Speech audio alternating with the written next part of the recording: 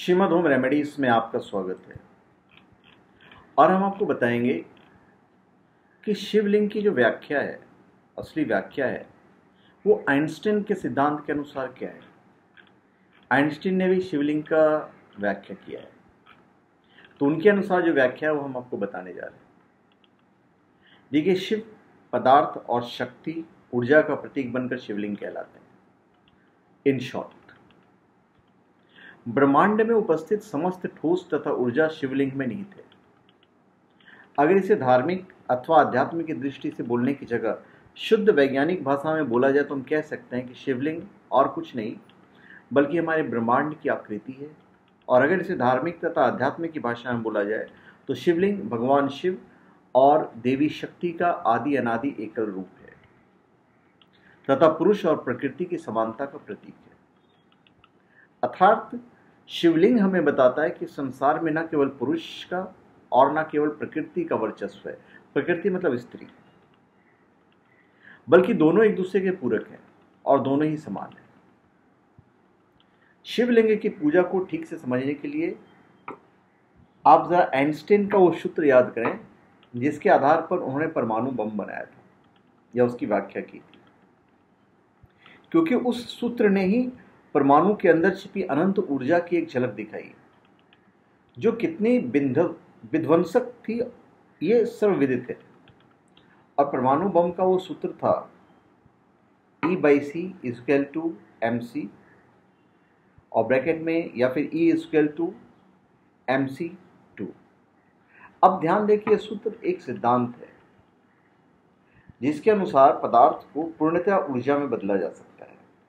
अर्थात पदार्थ और ऊर्जा दो अलग अलग चीज नहीं बल्कि एक ही चीज है, परंतु वे दो अलग अलग चीज बनकर ही सृष्टि का निर्माण करते हैं। जिस बात को आइंस्टीन ने बताया उस रहस्य को हमारे ऋषियों ने हजारों लाखों साल पहले खोज लिया था। यह सर्वविदित है कि हमारे संतों ने, हमारे ऋषियों ने हमें वेदों और उपनिषदों का ज्ञान लिखित रूप में प्रदान किया, परंतु उन्होंने कभी यह दावा नहीं किया कि उनका काम है, बल्कि हर काम के अंत में स्वीकार किया है कि वे हमें वही बता रहे हैं जो उन्हें अपने पूर्वजों द्वारा कहा गया है। लगभग 137 खरब वर्ष पुराना सार्वभौमिक ज्ञान हमें तमिल और संस्कृत जैसी महान भाषाओं में उपलब्ध होता है और भावार्थ बदल जाने के कारण इसे किसी अन्य भाषा में पूर्णतः अनुवाद नहीं किया जा सकता, कम से कम अंग्रेजी जैसी कमजोर भाषा में तो बिल्कुल ही नहीं। मैं अंग्रेजी को एक कमजोर भाषा मानता हूं। अब इसके द्वारा एक छोटा सा उदाहरण देना ही पर्याप्त होगा कि आज गूगल ट्रांसलेटर में लगभग सभी भाषाओं का समावेश है, परंतु संस्कृत का नहीं। क्यों? क्योंकि संस्कृत का व्याकरण विशाल तथा दुर्लभ है। कुछ समय पहले जब नासा के जो वैज्ञानिक थे, अपने उपग्रह आकाश में भेजे और उनसे रेडार के द्वारा इंग्लिश में संपर्क करने की कोशिश की, तो वाक्य उन्होंने पृथ्वी से आकाश में भेजे उपग्रह के प्रोग्राम में वो सब उल्टा हो गया और उन सब का उच्चारण ही बदल गया। इसी तरह वैज्ञानिकों ने 100 से ज़्यादा भाषाओं का प्रयोग किया, लेकिन सभी में यही परेशानी हुई कि वाक्यों के अर्थ ही बदल जा रहा था। बाद में वैज्ञानिकों ने संस्कृत का भाषा उपयोग किया तो सारे वाक्य सही अर्थ में उपग्रह को मिले और फिर सही से सभी वाक्यों का सही संपर्क मिल सका। तो कोई भी प्राणी नासा वाली बात का सबूत गूगल पर सर्च कर सकता है। खैर, हम फिर शिवलिंग पर आते हैं।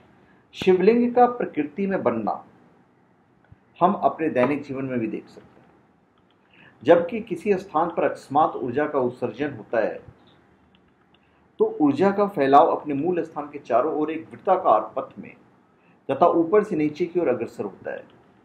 अर्थात दशों दिशाओं, देखिए 8 दिशाओं की प्रत्येक डिग्री मतलब 360 डिग्री प्लस ऊपर और नीचे होता है, तो 10 दिशाओं में होता है, जिसके फलस्वरूप एक क्षणिक शिवलिंग आकृति की प्राप्ति होती है। उसी प्रकार बम विस्फोट से प्राप्त ऊर्जा का प्रतिरूप एवं शांत जल में कंकर फेंकने पर प्राप्त तरंग का प्रतिरूप भी शिवलिंग का निर्माण करते हैं। दरअसल सृष्टि के आरंभ में महाविस्फोट के पश्चात ऊर्जा का प्रवाह वृत्ताकार पथ में तथा ऊपर और नीचे की ओर हुआ, फलस्वरूप एक महाशिवलिंग का प्राकट्य हुआ, जिसका वर्णन हमें लिंग पुराण, महाशिव पुराण, शिव महापुराण, स्कंद पुराण आदि में इस प्रकार मिलता है कि आरंभ में निर्मित शिवलिंग इतना विशाल मतलब अनंत, इतना विशाल तथा कि देवता आदि मिलकर उस लिंग के आदि और अंत का छोर या शाश्वत अंत नहीं पा सके। हमारे पुराणों में कहा गया है कि प्रत्येक महायुग के पश्चात समस्त संसार इसी शिवलिंग में समाहित होता है तथा इसी से पुनः सृजन होता है। तो इस तरह सामान्य भाषा में कहा जाए तो उसी आदि शक्ति का आदि स्वरूप मतलब शिवलिंग आदि स्वरूप से इस समस्त संसार की उत्पत्ति हुई तथा उसका यह गोलाकार सर्पिलाकार स्वरूप प्रत्यक्ष अथवा परोक्ष तथा प्राकृतिक अथवा कृत्रिम रूप से हमारे चारों ओर स्थित है और शिवलिंग का प्रतिरूप ब्रह्मांड के हर जगह मौजूद है। जैसे कि हमारी आकाश गंगा, हमारी पड़ोसी अन्य आकाश गंगाएं